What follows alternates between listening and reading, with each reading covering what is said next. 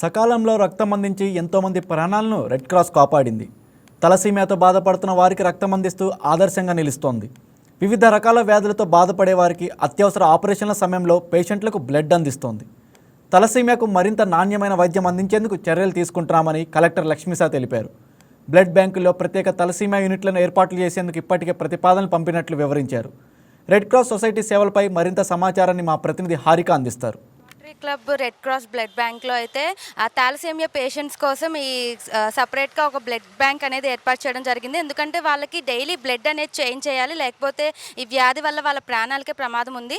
దీన్ని స్వయంగా కలెక్టర్ వచ్చి ఇనాగ్రేషన్ చేయడం జరిగింది. దీని మీద మరింత సమాచారం, వ్యాధిగ్రస్తులు ఎలా గుర్తించడం, ఆ వ్యాధిగ్రస్తుల పరిస్థితి ఏంటి, దీనికి క్యూర్ ఉందా లేదా అని మనతో డాక్టర్ సమరం ఉన్నారు, ఆయన అడిగి తెలుసుకుందాం. సార్ నమస్తే సార్, ఈ థాలసీమియా అంటే ఏంటి, ఆ వ్యాధిని గుర్తించడం ఎలా? థాలసీమియా అంటే పిల్లల్లో ఆ పిల్లలకి ఎవరైనా సరే ఆ జబ్బు సోకిన వాళ్ళల్లో రక్తం తగ్గిపోతుంటుంది. ఎనీమియా అంటాం, రక్తహీనత ఏర్పడుతుంటుంది. ఇది జెనెటిక్ డిసీజ్, జన్యుపరంగా వచ్చే జబ్బు. ఈ జన్యుపరంగా వచ్చే జబ్బుని మరి చిన్న వయసులోనే 1 year 2 yearsలోనే మనం డయాగ్నోస్ చేయగలుగుతాం. ఎందుకంటే ఆ పిల్లలు, ఆ పుట్టిన పిల్లలు చాలా నీరసంగా ఉంటారు, రక్తహీనత ఉంటుంది, ముఖ్యంగా రక్తం ఉండదు, రక్తహీనత ఉంటుంది, వాళ్ళ ఎదుగుదల దెబ్బతింటుంది, కడుపు ఉబ్బరంగా ఉంటుంది, సరిగా తిండి తినరు, ఎప్పుడు నీరసం.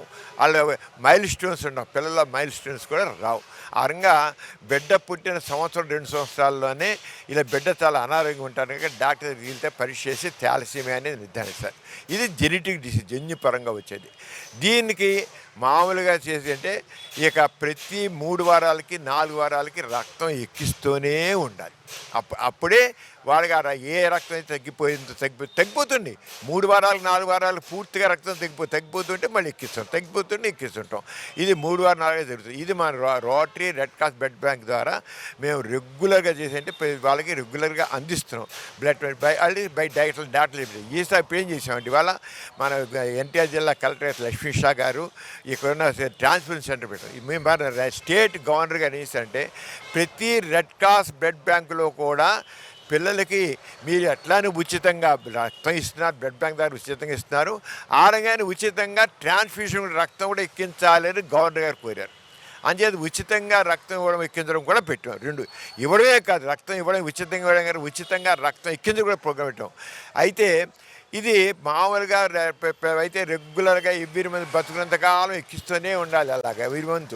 అలా కాకుండా మేము ఏం కొన్నామంటే దీంట్లో bone marrow transplant, stem cell therapy అని మనం చూస్తున్నాం. బోన్ మ్యారో దాంట్లో ఈ స్టెమ్ సెల్ థెరపీ ద్వారా అసలు ఈ జబ్బుని క్యూర్ చేయవచ్చు. 80% మంది పిల్లల్లో 5 ఏళ్ళ లోపే మనకి జబ్బుని క్యూర్ చేసి బ్లడ్ ఎక్కించే పని లేదు. హాయిగా పూర్తి లైఫ్ స్పాన్, వాళ్ళకి ఎంత ఆయుష్ ఉంటే అంత ఆయుష్యాలు పోతుంటారు.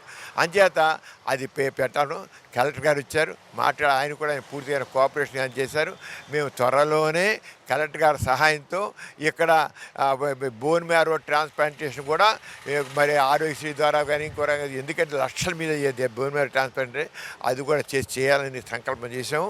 అంచేత ఆ రంగా తప్పకుండా వస్తుంది. జన్యుపరంగా డిసీజు, దీనికి దాని తగ్గ జన్యుపరంగానే చికిత్స చేయాలి. ఆ రంగా చేస్తే మాత్రం తప్పకుండా మనకి రిజల్ట్ వస్తుంది. చూశారు కదా, ఈ థాలసీమియా పేషెంట్స్కి అనేది బ్లడ్ డైలీ మార్చాల్సి వస్తుంది. దీనికోసం ఉచితంగా వాళ్ళకి సహాయం అందించేందుకు ఎంతోమంది ఎన్జిఓలు అలాగే బ్లడ్ బ్యాంకులు కూడా ముందుకొచ్చారు. గవర్నమెంట్కి మద్దతు తెలుపుతూ దీన్ని ఆరోగ్యశ్రీ ద్వారా కూడా వినియోగించుకోవచ్చు. అలాగే పిల్లలు కూడా బోన్ మ్యారో ట్రాన్స్ప్లాంటేషన్ తర్వాత వాళ్ళు 80% క్యూర్ అయ్యే ఛాన్సెస్ కూడా ఉన్నాయి.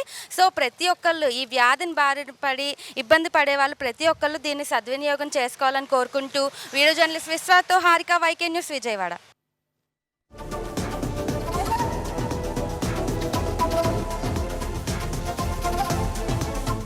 హాయ్ వ్యూయర్స్, ఈ వీడియో మీకు నచ్చినట్లయితే లైక్ కొట్టి షేర్ చేసి వైకే టీవీని సబ్స్క్రైబ్ చేసుకోండి.